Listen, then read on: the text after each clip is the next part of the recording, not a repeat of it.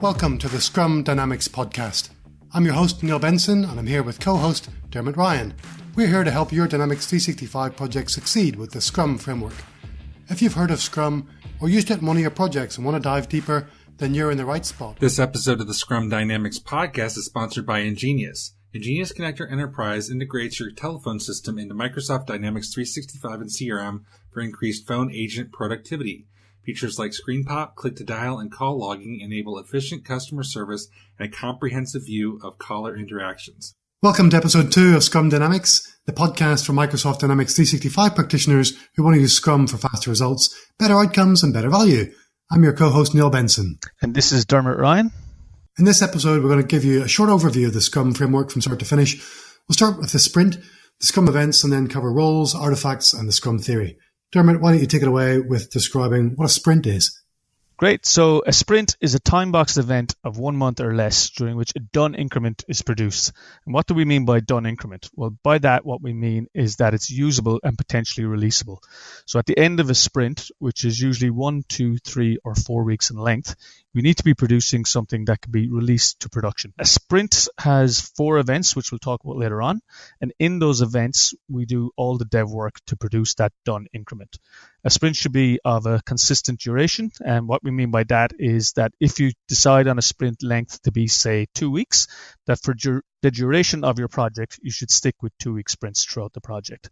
So you could think of a sprint really as a mini project, no more than 4 weeks in length.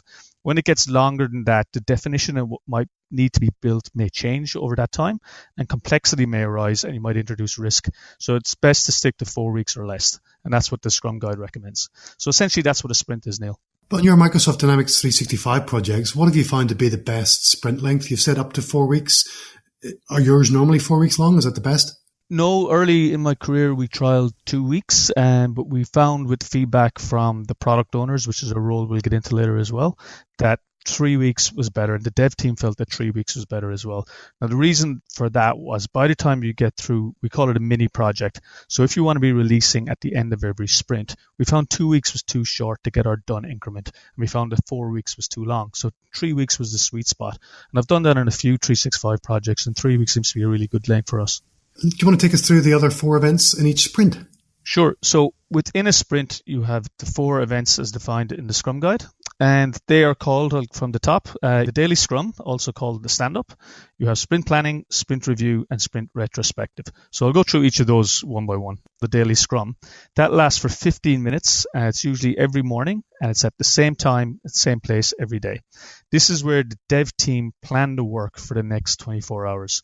So everyone gets together. They usually look at the Scrum board if you have one, and we use this process to inspect the progress towards our sprint goal. 3 questions get addressed at the stand-up, and that is, what did we work on yesterday? What are we going to work on today to take us through to our sprint goal? And what are the blockers or impediments to prevent us from achieving that sprint goal? It's not to be seen as a status report. This is where the dev team get together and they discuss the issues toward the sprint goal and they overcome the impediments and the blockers. The Scrum Master ensures that this meeting is held, but the meeting is for the devs. Other people can attend, such as product owners, BAs, observers, but they should be seen as observers. This is the dev team who won this meeting. So that's the daily stand-up, and that has to be time boxed to 15 minutes. It should not go longer than 15 minutes. The next event that we have is called the sprint planning meeting. This is where the work to be performed in a sprint is planned by the entire Scrum team. So not just the developers, but also the product owners and the BAs and everyone in the Scrum team. So this is time boxed to a maximum of 8 hours for 1 month. So if you're doing less than 1 month sprints, then you prorate that back. So for us, we do 3-week sprints and we do planning for 6 hours. Planning is broken up into 2 parts. First part is what will be delivered. Here, the product owner discusses the objective of the sprint and what product backlog items they would like to include in the sprint, but only the dev team can select the product backlog items to come into the sprint. That's in the first part, and also here in the first part, the product owner teases out with the dev team what the sprint goal is going to be. So the whole Scrum team is involved in this discussion, and we tease out what it is we want to achieve. Normally on my projects, we take a break at this time because this goes for an hour or more. And then we come back later on, and part 2 of the sprint planning session is how are we going to do the work to deliver what we discussed in part 1.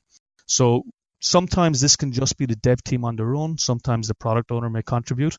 On the projects I'm involved in, we have the product owner nearby if we need them, but the dev team themselves, they discuss the work, how they're going to do it, how they're going to deliver the increment. That's the stand-up, and that's sprint planning. You said there that the sprint planning, the dev team selects the items that they're going to work on in the sprint. That seems a little backwards, isn't it? The product owner who sets the priorities and tells the team what to deliver and what they need done in that sprint? The product owner can suggest this is the list of product backlog items which are prioritized by value. And they can suggest saying, this is what I would like to achieve in this sprint. I have the goal in mind. Collectively, the team will decide on the goal. And with that goal for the sprint in mind, then the dev team select the items to come into this, what's called the sprint backlog, and how best to achieve that goal. Of course, this isn't done completely blind. They speak to the product owner. It's a discussion in this meeting. And then the dev team select the product backlog items off the product backlog, which the product owner has prepared. Then when they go to part 2, they can do high-level estimates to decide how much capacity they have in sprint to be able to do these items, how they're going to do them. And then later on in my projects, we usually go back to the product owner at the end and say, okay, we think in this sprint we can achieve this many product backlog items. And there's a little bit more horse trading, and then you finalize on the sprint backlog. That's the sprint planning, Neil. The next event we have is the sprint review. And this is 4 hours for a 1 month sprint. And that can be prorated less for sprints of shorter duration. So for a 3-week sprint, you would have a 3-hour sprint review meeting. The purpose of the sprint review is to inspect the increment and adapt the product backlog if necessary. So the people who are there at this meeting, you'll have all the Scrum team and any stakeholders that want to collaborate about what was done in the sprint, and then collaborate on the next things that they would like to do and to optimize the value of the product backlog item. If you remember earlier on, we mentioned what a done increment is. So just to remind everyone, a done increment is what was completed within the sprint has to be usable and potentially releasable. It doesn't have to be released, but it should be potentially releasable at the end of the sprint. The product owner will start off by explaining what was done in sprint, and then the dev team will illustrate that by showing to everybody how it functioned and what was done. Everyone, including the stakeholders, can collaborate on what needs to be done for the next sprint coming up and provide input for sprint planning, review the timeline, the budget, anticipated releases, etc. So the result of the sprint review is a revised product backlog that defines the probable product backlog items that are going to come up in the next sprint, and also to illustrate everything that was built. That's the sprint review. So the next one we have is the sprint retrospective, which is the very last event in a sprint. In the sprint retrospective, the Scrum Master ensures that it's positive and constructive, and it's a scenario where the Scrum team get together and they review the processes of what they did in the sprint just finished. So it's not a blame game. It's not about pointing fingers at people. It's about inspecting and adapting, which goes to the core of Scrum. So we inspect what we did, what processes we used to build the done increment, and how can we improve going forward. This is another time box event, at most 3 hours for a 1 month sprint. It occurs after the sprint review, typically on the very last day. We usually ask 3 questions at this. The format is, what did we do well? What didn't we do so well? And what actions can we take going forward to improve the process? And the big role of a Scrum Master here is, as well as facilitating, they can contribute, but they need to ensure that it doesn't degenerate into a blame game. This is about inspecting the process and adapting it so we can improve going forward. They're the 4 Scrum events, Neil. So just from the top again, they were the stand-up, the sprint planning, the sprint review, and the sprint retrospective. I was hoping, Neil, you might be able to take us through what the roles are. Sure, thanks, Dermot. So there's 3 roles within a Scrum team. They're the product owner, the dev team, and the Scrum Master. So the Scrum team is all of those combined. Starting with the product owner, that's really the person responsible for maximizing the value of the product. In my Microsoft Dynamics 365 projects, that's quite often the client's senior stakeholder on the project. It's best if that's one person rather than a couple of people or a committee, because we want one person who's going to be accountable and responsible. We can have that person supported if we want by business analysts or maybe a test analyst, but we just need one person to be the product owner.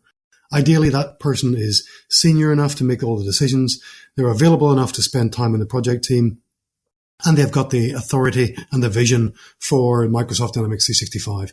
Finding that person can be really challenging, especially finding somebody who's available enough which is quite often why then we have people like business analysts supporting them. Neil, is the product owner a full-time job on a Scrum team, or can they do another job as well? I've found that the best product owners are almost available full-time. So it's easily a 3-day-a-week job in order to answer the team's questions, refine the product backlog items, review the work that's been done, and participate in all those Scrum events.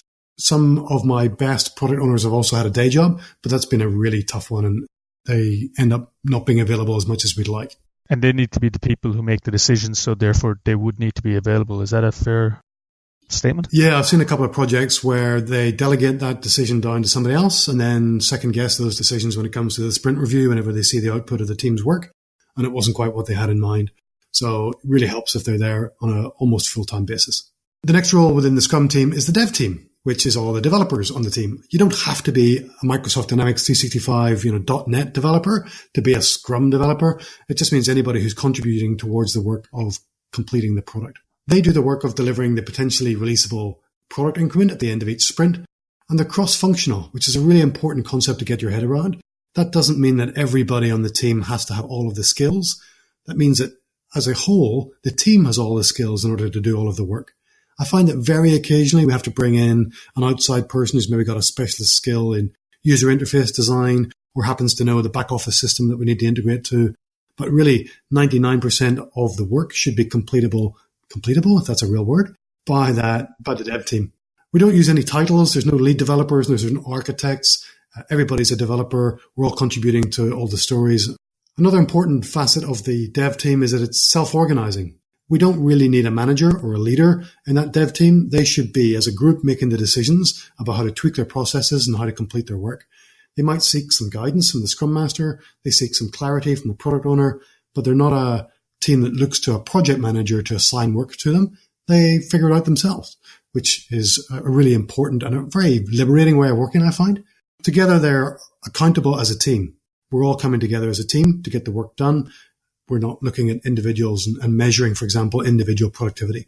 Great. And what's the typical size of a dev team, Neil? I've worked in some pretty small ones. I think, I've worked where there's maybe just one or two of us in a dev team. Scrum Guide says that that's probably a little bit small. You're probably not big enough to be cross-functional, which is probably true. So 3 to 9 members is kind of ideal. 3, you probably have all the skills to do all the work. 9, that's the limit of the number of people you want involved in your team, because beyond that, communication breaks down and it's hard for everybody to know where we're at and to gain consensus and those kind of things. So 3 to 9 people, I think, is ideal. Another question I get asked all the time about dev teams, Neil, is where's the tester? Where's your BA? Where's your coder? Can you talk a bit maybe about titles in a dev team? Who are these people who are in the dev team? So within the sprint, we're completing all of the work to analyze, design, develop, test, and release our done increment. So the team's got to share all of those responsibilities. So I might be doing a little bit of design work on one of the product backlog items. I might be configuring Dynamics 365 for another. I might be either doing a peer review or some unit testing on somebody else's work. So I'm really doing all of that work within the time box of the sprint itself. There's no roles. I'm not the tester. I'm not the analyst. I'm contributing towards any of the work that I can do. So that's the dev team and the product owner. Neil, do you want to tell us more maybe about what a Scrum Master is and what their roles and responsibility involve? Sure. So I have no idea if Ken Schwaber and Jeff Sutherland have ever watched a game of rugby in their lives. I don't know where they got the title Scrum Master from. It's not the player who passes the ball into the scrum. Slightly strange title. But the Scrum Master's got a couple of responsibilities. Their responsibility to the team to coach them on the Scrum process, to help them facilitate some of the Scrum events where they're invited to do that. They're also coaching the product owner on how to maximize the value of the team, how to refine the product backlog and make sure it's well prioritized and the items within it are well described. Also coaching the organization as a whole in how to adopt Scrum. So that's quite often working outside the Scrum team, working with other Scrum teams to share best practices. Big difference is that they're not a project manager. They're not there to manage the budgets, to manage risks, to look after resources, and to assign work to the people on the team. That's not their role at all. So it's really about facilitation, guiding, and coaching. The best Scrum Masters that I've worked with act as a servant leader. They're there to support and enhance the team's capability and productivity, but they're not there to drive them along the way. Quite often they're asked to facilitate the Scrum events. You talked about the daily stand-up earlier, where the Scrum Master can attend. They don't need to be there. It's not a status report to the Scrum Master, but quite often they're there to keep the process moving along. They're there to protect the team from outside distractions and influence and shield them from anybody who tries to distract them, to borrow them for another project, for example. I've seen that happen quite a bit. They're coaching the dev team to be self-organizing, making sure they're cross-functional, and trying to remove any impediments. So things like getting access to systems, access to outside resources when that's necessary. Good Scrum Masters will go away and try and make that stuff happen in time for the team to not get blocked by it. Okay, you mentioned there, Neil, that the Scrum Master is a servant leader to the team. Does that mean that they do everything for the team, or is it more in a coaching and facilitating role? I think rather than make cups of coffee for the team, it's their job to remember whose round it is. That's what we mean by a servant leader. They're there to support the team, to show the leadership, because they should be an experienced Scrum practitioner, but without telling people what to do, asking great coaching questions in order to have the team embrace Scrum, understand it, and be able to apply it within their project. Dermot, there's a couple of artifacts that are described within the Scrum framework. Do you want to describe those to us and tell us how you've used those in your Dynamics 365 projects? So the artifacts I'd like to speak about, Neil, one is the product backlog, and we have another artifact that's known as the sprint backlog. And finally, then you have what's called the product increment. So I'll start with the product backlog. Now, this is an ordered list of everything that is known to be needed in the product. Whatever you're building, it evolves over time. The requirements come in with the BAs, the product owners, and the dev team. You would gradually build up your requirements, and collectively all those requirements become known as the product backlog. They must have a description. They get ordered by the product owner. They need to be estimated, and they need to have a value. And by value, we mean what the value is to the business. Typically, this is the product owner who has responsibility for this. So the product owner needs to order the product backlog by value. So the most valuable items are at the top, with the lower value items further down. Multiple Scrum teams can work on one product backlog. So you can have what's called scaling up to a Scrum of Scrums, which we'll get into in another podcast. Within the sprint, we have also what's called product backlog refinement. Now, the Scrum Guide only says that the backlog should be refined, but it doesn't tell you how this should be done. Typically, in the projects I've worked with, is when the dev team get together with the product owner or their proxies, the BAs, and they add detail to the product backlog items. They might add in a high-level estimate, and they help the product owner to order the product backlog. The Scrum team defines how and when product backlog refinement is done. It should not take more than 10% of the dev team's capacity, and the dev team is responsible for all the estimates. Now, this last point is one that people find hard to understand. Sometimes we get product owners or BAs telling the dev team, oh, this is going to take 1 or 2 days of effort. In Scrum, the dev team, the people responsible for doing the work, are the people who are responsible for the estimates. So only the dev team should create the estimates. So that's a very important point with the product backlog. The sprint backlog then is a subset of the product backlog. So this is where in sprint planning, we select all the product backlog items that we'd like to include in this sprint. If you think of the product backlog as a big long list of all the items to do for the product over the lifespan of the project, and then the sprint backlog is just a subset of that. It's a set of PBIs, product backlog items, selected for the sprint, plus a plan for delivering that increment and realizing the sprint goal. If you remember back to earlier in the podcast, we mentioned that the sprint goal gets defined during the sprint planning meeting. The dev team own the sprint backlog, and only the dev team can modify it throughout the sprint. So that's what we call the sprint backlog. The product increment, this is what gets released at the end, or is potentially releasable at the end of the sprint. This is the sprint backlog items that meet a state of done. And by done, we mean that it is complete, it has passed all its testing, and it's potentially releasable. Does not have to be released, but has to be in a state that it can be released. Collectively, all those sprint backlog items that have reached a state of done, they get called the product increment. Dermot, you said that during the sprint backlog, it's kind of locked on. The product owner can't change the contents of it. But I thought we were agile and we could change the requirements at any time. That doesn't sound very agile if the product owner can't change their priorities. So it's a good question, Neil.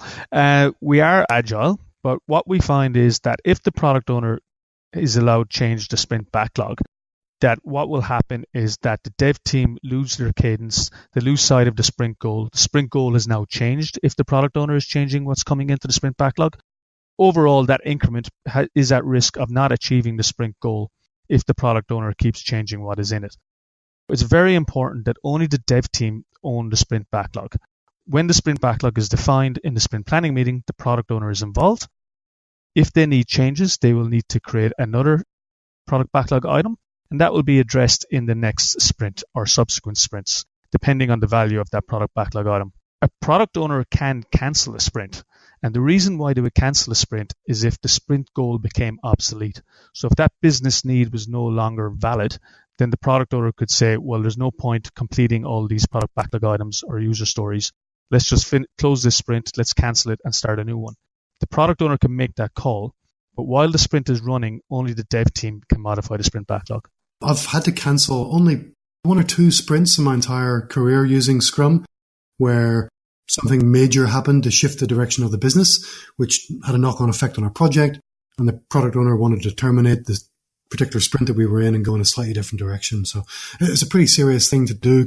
Yeah, it's only happened to me once, actually. In a 4-week sprint, we were 3 weeks in, and for the same reason, the business need changed, and they decided they didn't need that goal that we were striving to complete, and the sprint got cancelled. So Dermot, let me just wrap up maybe with a quick overview of the Scrum theory. I think this is really important, particularly if you're new to Scrum. You can understand the events, the roles, and the artifacts, and still not really get Scrum. The theory is something you have to internalize. Once you really understand it and embrace it, I think it really amplifies the knowledge you've just gained about all the roles, the events, and the artifacts. So the first thing to understand is something called the empirical process control theory, which is a rather grand title. And all it really means is we don't know how to produce the working software. We don't know what the requirements are up front. So we've got different inputs in every sprint, different sets of requirements.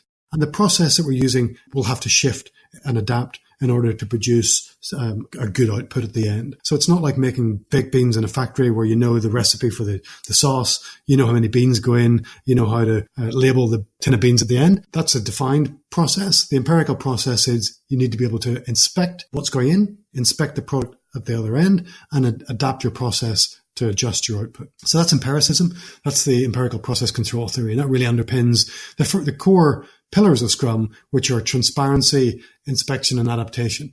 So transparency is a really important quality for the project team to all embrace. It's why we have our product backlog visible to the entire organization. It's why we invite everybody to come along to our Scrum events so they can see where the project is at. We don't need to do a lot of status reports because we've got complete transparency the whole time. Inspection and adaptation underpins all of those 4 Scrum events that we've seen. Daily stand-ups to inspect our daily work. We have the sprint review to inspect the quality of the product at the end of the sprint.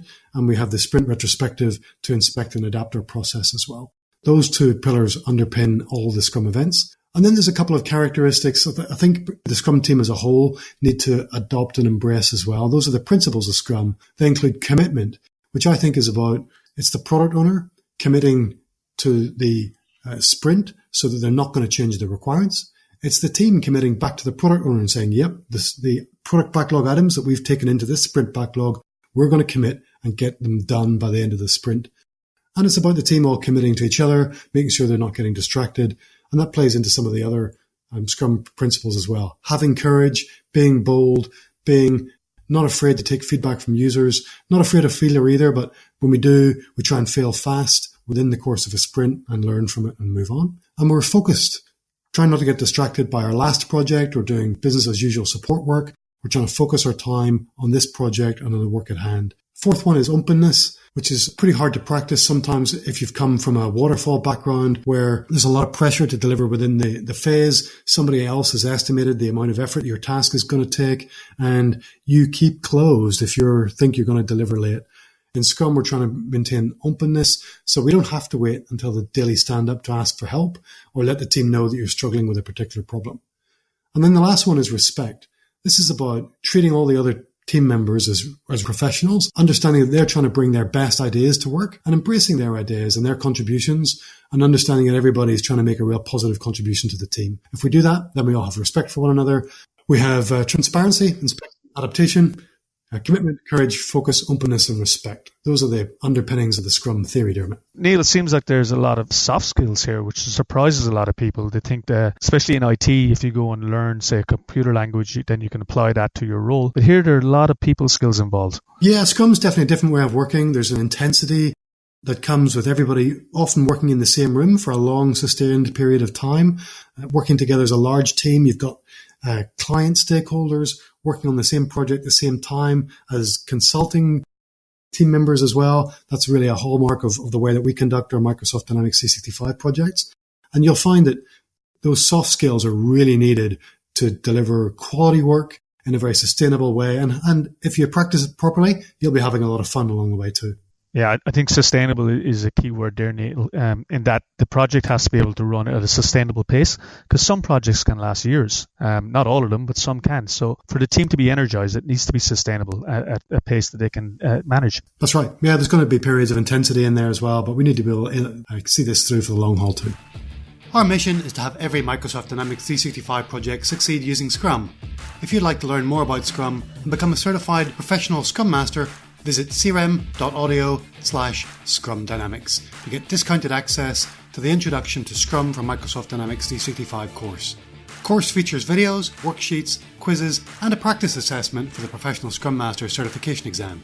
It covers the theory of Scrum, its events, roles, and deliverables, as well as lessons learned through Scrum for Dynamics CRM case study projects. CRM Audio podcast listeners can get discounted access by visiting crm.audio/Scrum Dynamics.